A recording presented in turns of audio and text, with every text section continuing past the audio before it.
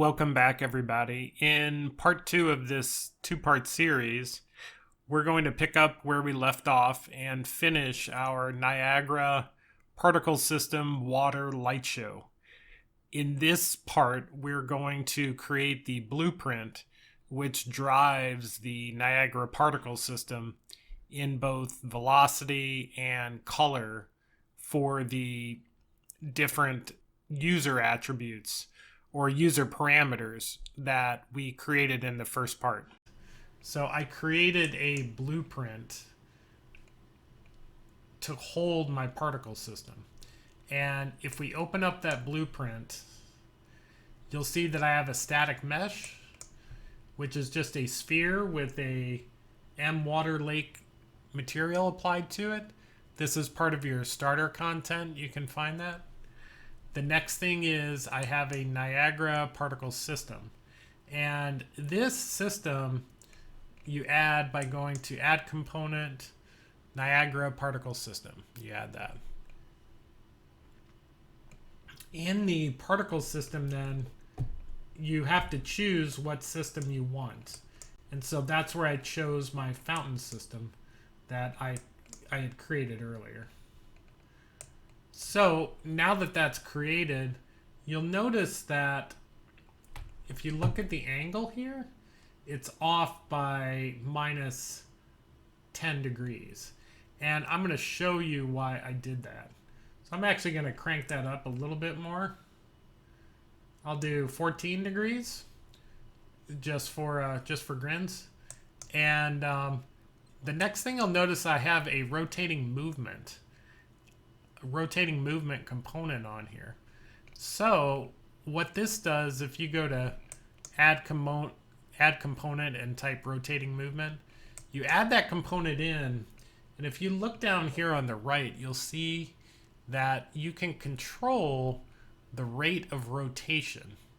And with that rate of rotation, it will just slowly rotate around the z-axis. So because I've rotated this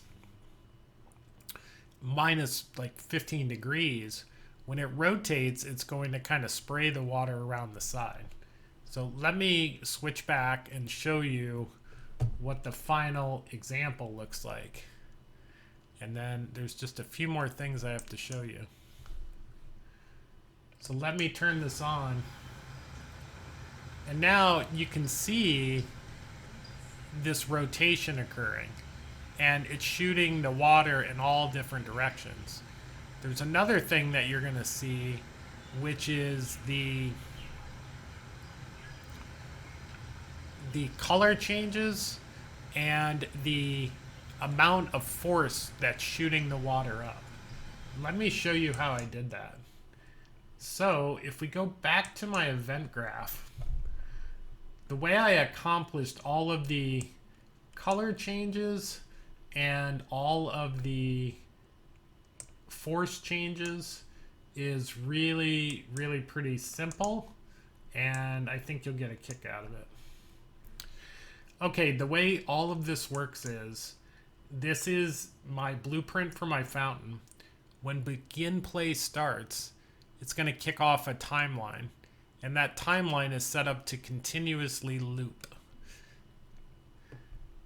Each time that timeline is updating, I'm going to be going through and adjusting our Niagara particle system, right? Which is right here. I'm going to be setting variables on that particle system.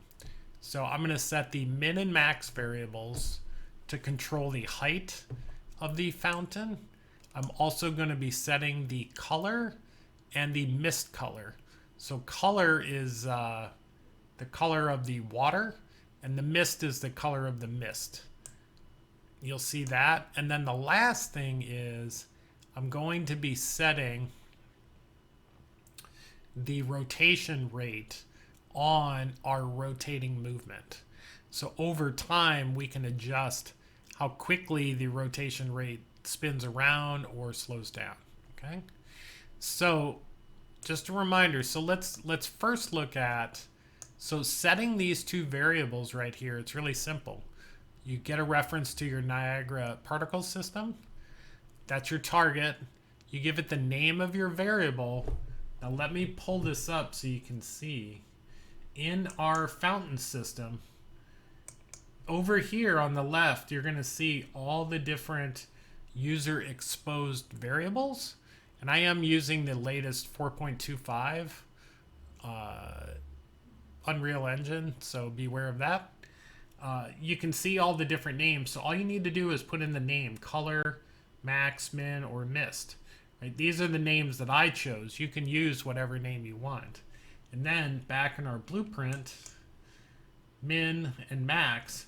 So for the min value, I have on my timeline, I'm generating 3 values: a force, which is how hard I want the water to spray; a brightness value, which is how bright I want the water to glow; and then the actual color of the water or the mist. Okay, and let me just open this up and show you. So if you double click here, this shows you this curve right here is the name. You can't see the name. There it is. This is the force. And so I just have the force going up and down using some curve values. The length of this timeline is 15 seconds. I have loop set to true. So this is just going to keep looping over and over. I then have another curve, right? So, or another track. You can add a track by pressing these. So float, vector, and color. This is a float curve. This is a float curve, which shows the brightness. So all of these curves, you'll see I go from 0 to 1. And then later I multiply the value by the value that I would like to use. Down here, this is a curve or a color track. So this is a linear color track, and you see that over time I have different colors changing. Okay, so every time this is updating, if we go back to our event graph, these values get updated according to where we're at in the timeline. And then using that information, I take, for example, the force, which is a value between 0 and 1, and I'm multiplying it by an internal variable called height in my blueprint, and I apply that to my minimum value. So that's the min force that's going to get applied to my particles getting shot up. The next thing I do is I take this value, I multiply it by 1.3 to grow it just a little bit and set that to my max height. So then I get some variation between min and max force being applied to those particles. The next thing I do is I take the color.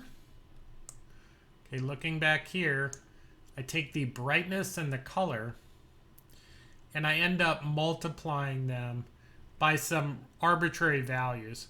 So here I take the brightness value, which is 0 to 1. I multiply it by 10. So the value is either going to be 0 or 10 coming out of here. And then I multiply my color. So this is a linear curve times a float, and apply it to my watercolor.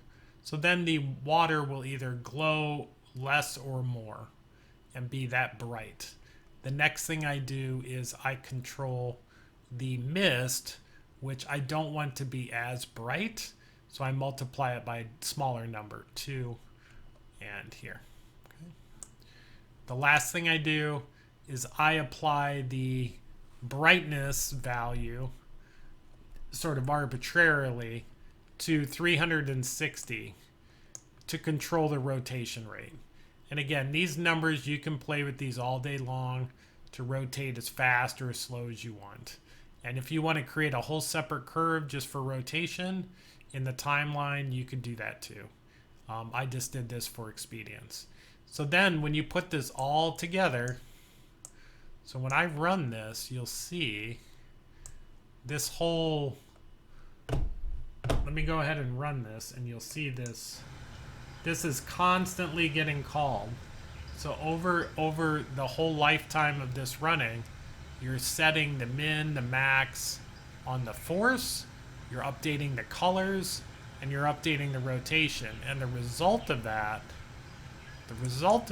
is what you see here. So then if I back up, you get this really nice effect, which looks kind of like, you know, one of the water shows that you'd see in Las Vegas or the Bellagio or anywhere, you know, that has these great displays. But you got to do it in Unreal Engine, and you had a great time doing it. You'll also see how the mist is slowly changing to the different colors as well. So you can go on for days doing this kind of stuff. But I hope this gave everybody a little bit of an idea of some of the cool things you can do with Niagara. And if you like this kind of content, I really appreciate your subscription. And I hope you have a safe day and a great day. Take care. Bye.